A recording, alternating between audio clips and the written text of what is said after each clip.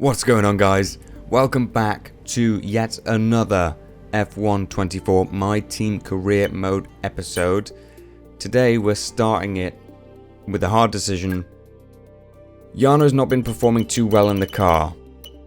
We have a little bit of cash, so we've been looking at which driver we can take, bring into the team to really kind of boost our performance and kind of help us in the fight for the constructors' positions.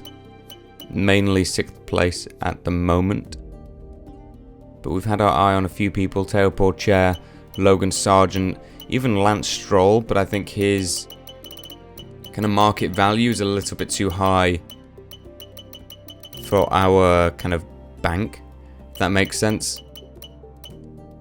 It's hard to decide between the two. Sargent's a little bit more expensive. He's got a lot more experience, which will help us in the resource points department. And yeah, again, it's a difficult one. As I was flicking backwards and forwards, or back and forth, between Sargent and Teo Porcher, I was just kind of comparing each stat, and Sargent kind of had the edge there. So we're going to approach him. He's accepted it, thankfully. But now we're at a driver auction. So Williams wants Sargent, which is awkward from recent events, and we want Sargent. So it's kind of like a bidding war. You go back and forth. You can see obviously when Williams has the little kind of waveformy animation below the name. That's when they're thinking, hey, can we make an offer? What should we offer to Logan? And I'm essentially just spamming small bid. His market value is 2.6 million.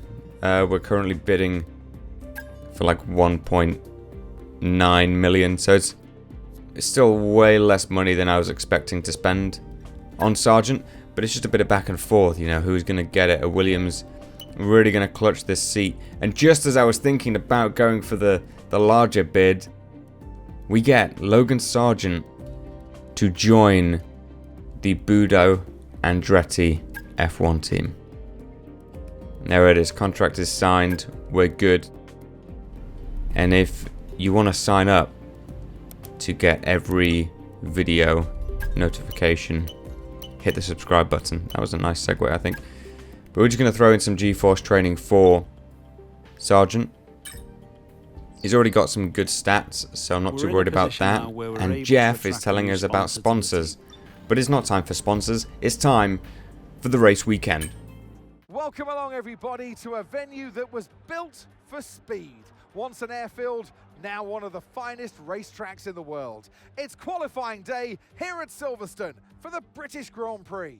Indeed it is, Crofty, and yes, welcome to the team's home race and my personal home race.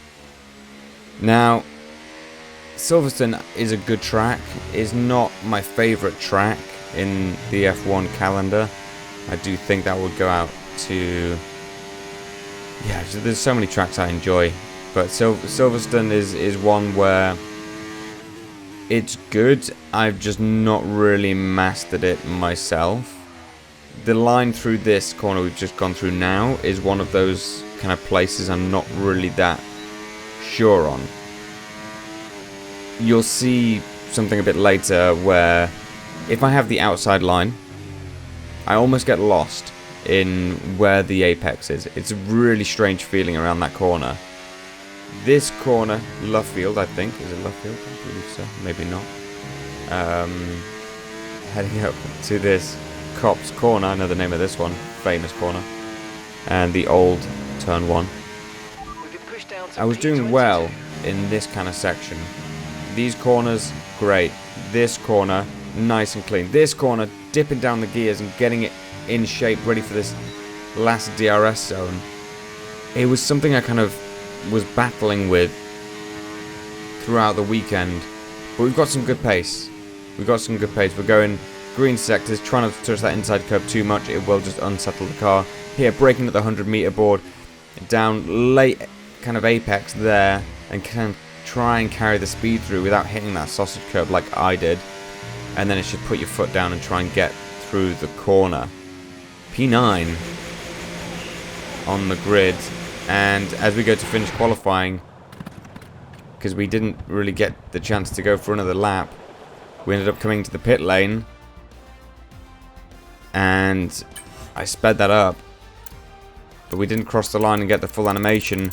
But we are P15, we are through in Q1. Interestingly enough, Logan Sargent still in last. But we're ahead of Teo Porcher. And just behind George Russell, which was surprising. Here we are for Q2. Again, just going to try and extract as much as we can out of the car. We have been practicing recently.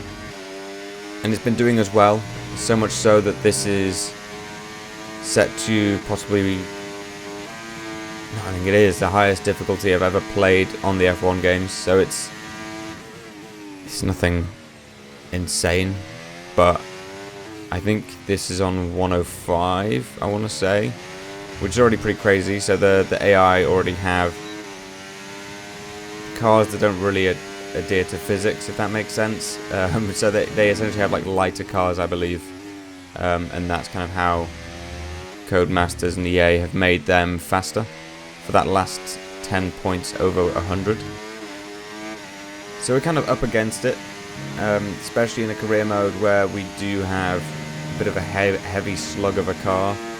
But yeah, we've just got to try and back our driving, back the team to develop the upgrades we need to keep us competitive and master the tracks where we can. Again, that corner, I was either too fast or too slow. I couldn't quite get my finger on it, but we're looking alright. 103.5 from the start to the end of the second sector. Tip it in this high-speed right-hander, which is a lovely corner. It's one of my favourite corners on the track. Again, breaking the 100-metre boards, miss the sausage curbs, but get as close as you can to them. Not like that. Keep the back end in check. Foot on the throttle, across the line, into P3, just behind Lewis Hamilton, on slightly used soft tyres. And I feel like my voice is going to be slightly used after repeating the subscription thing. I don't know why I put it so close, but there we go. It's there just as a little reminder in case you skip through to qualifying, which is totally fine. We've dropped down to P8, and we're going to be the last across the line, it looks like here, at least for this lap. There might be a Mercedes and a McLaren or a couple of cars that kind of get through. We've got brand new softs. The difference in delta wasn't too massive, to be honest. Maybe even less than a tenth, but already through the first corner we picked up a tenth. But we're kind of dipping in and out of time as we're losing it now off the exit of the sort of village complex there. Down the straight, you want to avoid being on the right as you pass under the bridge. There is a little bump there, so watch out for that. It will cost you a tiny bit of time. And just kind of bottom out the car. Through this corner, we're picking up a little bit of time in the mid part of the corner. On exit, we do get a bit more. The qualifying checkered flag has flown. We're in P12 right now. Down the straight, we're losing a bit of time because we're not deploying the battery.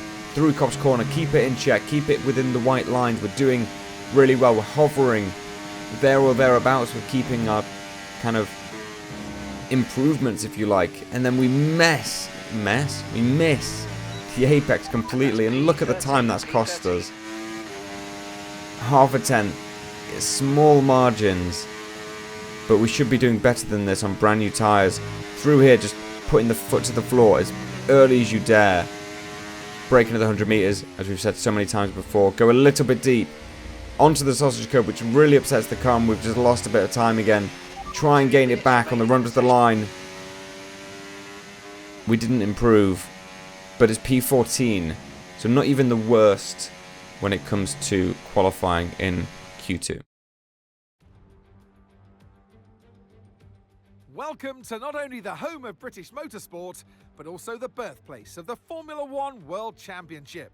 It's race day here at Silverstone, a classic on the calendar, and it's time for the British Grand Prix. Straddling the border of Northamptonshire and Buckinghamshire, the 18 corners of Silverstone Circuit form the 3.6-mile beating heart of Formula One.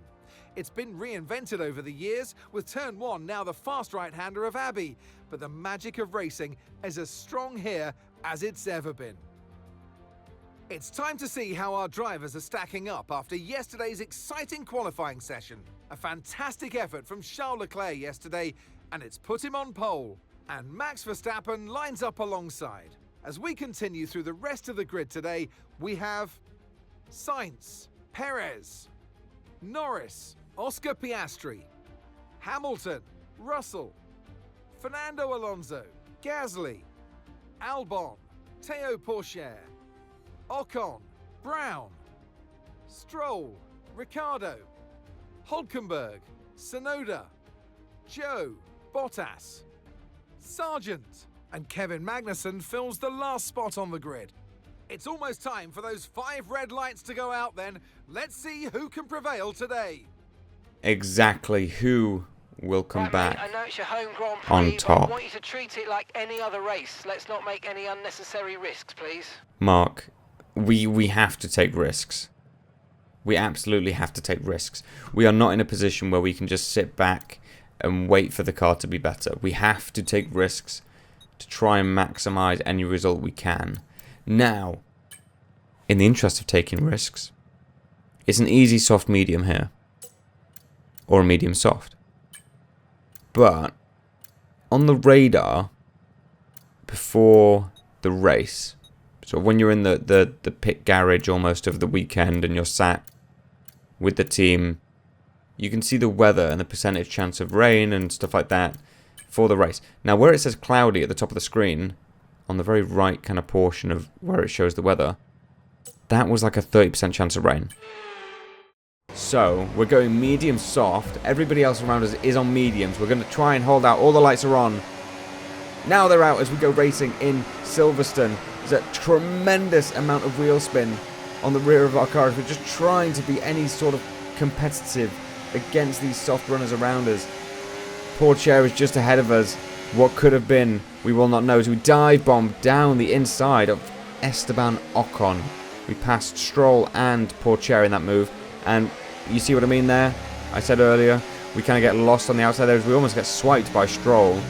And he goes a little bit crazy on the apex there. But we overall keep the car in check through the first couple of corners here. Now all the cars bunching up is just going to help us stick to the back of Esteban Ocon. Now the target for this race is purely hold on to the back of whoever we can. We've got to utilise their soft tyre pace so that we can enjoy our medium tyre durability. So we'll use them for the DRS, get the kind of pace advantage by just sticking with them, getting slipstream, and all the while we're going to be waiting for the rain. Now, mediums should be able to go all the way. Softs, I don't think they will, although they don't wear too much around this track. As I said, it's an easy soft medium. There's no kind of real question around that. You could probably take the soft to lap 12, 15. You'd be really slow, but you can do it. They're not going to explode. So right now we're just kind of trying to sit. We've got the DRS on Ocon ahead. And we're just going to try and keep Lance Stroll behind us. But he is in an Aston Martin. And he is on softs. Now another thing we've got to keep in mind right now. We're in a rivalry with Pierre Gasly, who is currently sitting in P10 in this race. He's just ahead of Alex Albon, who is just ahead of Esteban Ocon in front of us. Now as you can see, Stroll gets a lovely kind of switch back on us there. His mid-corner speed and even his exits there, you can see the advantage that he has on the soft tyre. And even Théo Pourchaire is looking down the inside. Are we going to have a rerun of 2021? We do give the space just about we go through. But look at the amount of time that has completely cost us. We get a little bit all over the grass going down the straight, which is just crazy because we've been living in our mirrors the whole race so far. We do have the DRS on Stroll still. Going to burn a bit of the battery, but Stroll does get away in the following laps.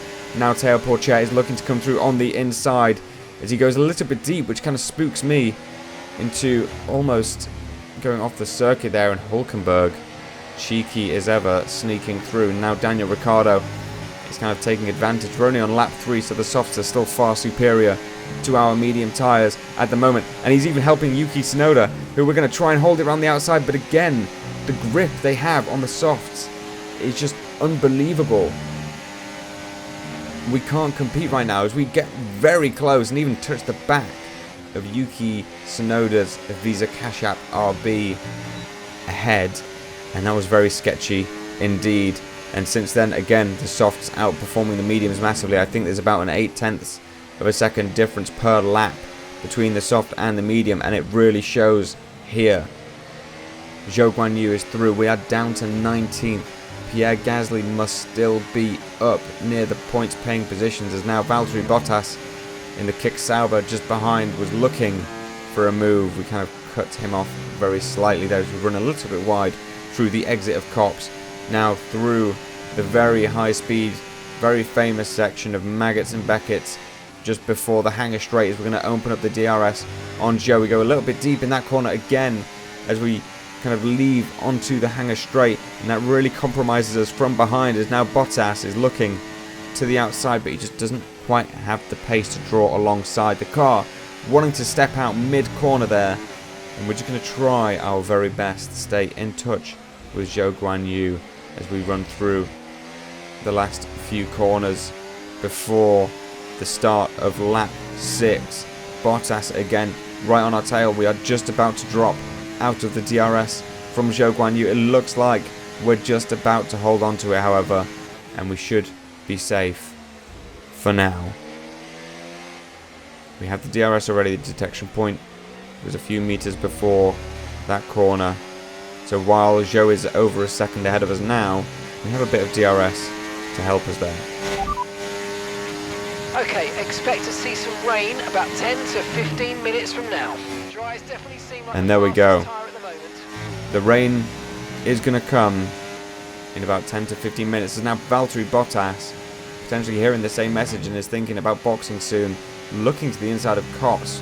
We gave him a little bit of a squeeze. We didn't cut him off entirely. That's really potentially hindered us here. We're trying to make sure we get the DRS to Zhou as we do. But in the attempt of going fast, we go very wide, get grass on our tyres, and now Valtteri Bottas has a massive run. So does Kevin Magnussen, who gets boxed in behind ourselves and Bottas. We hold it as far as we can around the outside as Bottas almost hitting us off the circuit there, as we're now going to give him a bit of payback, kind of a bit of reminiscent with Charles Leclerc and Sergio Perez a few years ago at this very circuit, at those very corners. But everybody stays relatively on the circuit this time, and Hamilton does not come through because Hamilton is really far ahead. All of that chaos has meant we've lost DRS to Zhou. Now Bottas is about 7-8 tenths behind us at the detection point here, and you can immediately see the advantage that DRS has, and still those soft tyres at this stage. Remember, at this point it's sort of the pit window. Mark has just said, hey, we're going to box this lap, but I'm not going to box this lap. We have the mediums, we have the durability to wait until the rain, and we're actually just going to let Sargent go, such is the idea that, hey, he's going to box because he's on softs. Charles Leclerc's behind us, by the way. So if the rain comes in the next few laps before Charles Leclerc overtakes us and we have to box for inters, we will be leading this race. Now we let Sargent go as there's a yellow flag in Sector 1. It's Pierre Gasly. Pierre Gasly is out of this race. Look at the run we have through here on the AI, but Pierre Gasly crucially retiring from the British Grand Prix. Our rival is out of the race. We will definitely be gaining on him in this race weekend. Now everybody behind us has boxed. Leclerc is ahead of us. Hamilton now comes through and really shows the pace difference between our car, theirs, and even the difference between rubber. There's now Piastri and Perez drawing alongside us into this long right-hander. We do try and keep it, but we're just going to tuck in behind because we are going to box this lap. In, here we come. We can't wait too long. I don't think the rain is going to come, and I don't think it's going to make that much of a difference. to this race that means we're going to kind of lose all of our time. Now, it's a very long pit lane at Silverstone. You can see the tyres weren't that worn at all, so we should have no issues going from now to the end on soft tyres. We've got less fuel in the car, so better tyre wear, better pace. We've got 4 or 5 lap fresher tyres than anybody else on the grid, and the softest tyres of anyone on the grid. However, our battling a little bit with Piastri there and with Hamilton and the tyre wear as well has dropped us back to last place. We're in 21st position right now. Sargent is 3.5 seconds ahead of us. The only car that is behind us technically is Pierre Gasly. We don't think it's going to stay dry for much longer. The rain And come at any moment, so watch out. Mark's warning the train. I wish.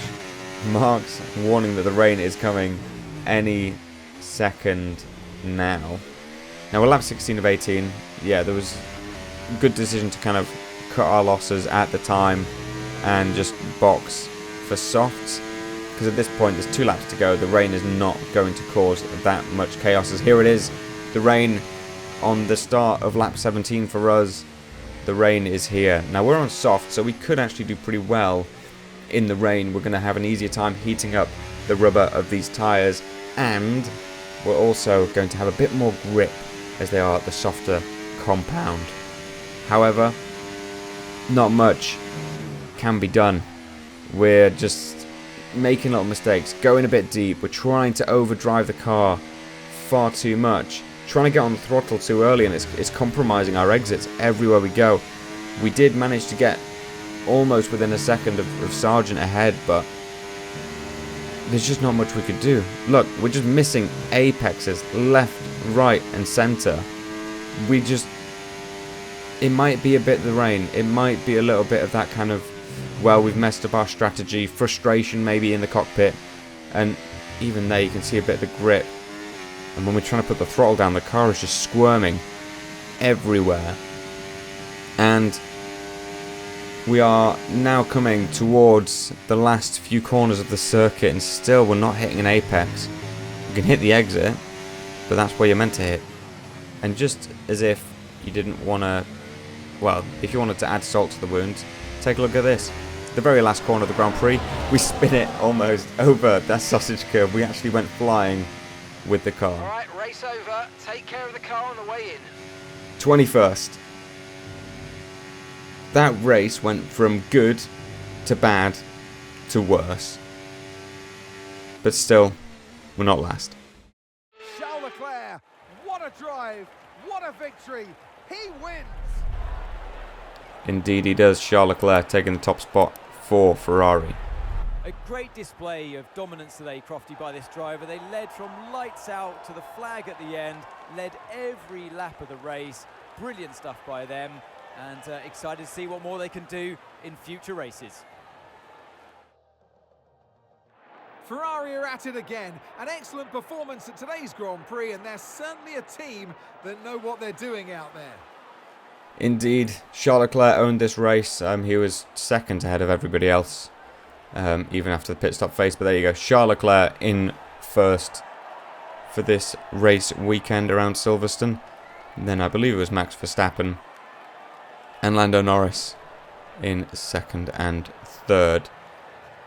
Overall, an okay race. I think we've been trying to be very risky with our strategies, and I don't think I would stop trying to go to the rain, but I think we maybe made the wrong call today.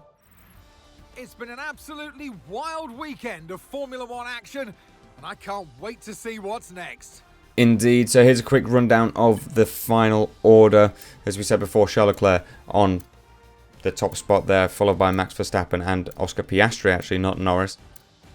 Hamilton in fourth, Norris fifth, Russell, Sainz, Alonso, Perez, Albon, Ocon, Stroll, Pourchaire, Ricciardo, Tsunoda, Hülkenberg, followed by his teammate Magnussen, then Zhou Guanyu, Valtteri Bottas, Logan Sargent, myself, and then Pierre Gasly, which I'm saying with a smile on my face because he's our rival.